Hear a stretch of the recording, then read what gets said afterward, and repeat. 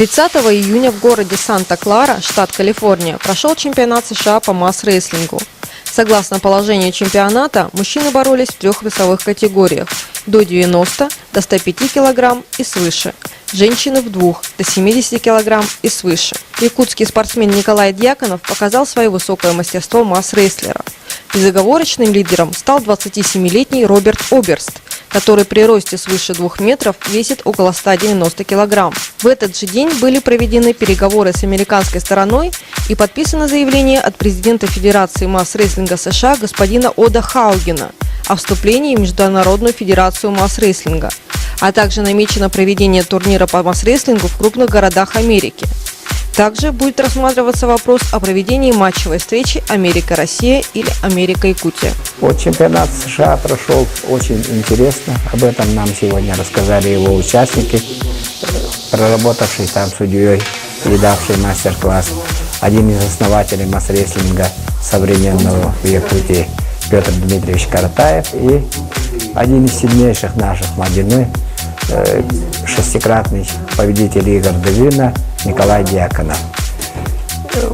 Ну, обо всем мы слышали и надеемся, что этот чемпионат будет иметь продолжение.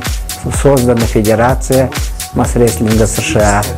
Есть у нас общее желание работать вместе, и мы надеемся, что на североамериканском континенте наш масс-рестлинг будет иметь продолжение, будет победно шествовать из континента в континент.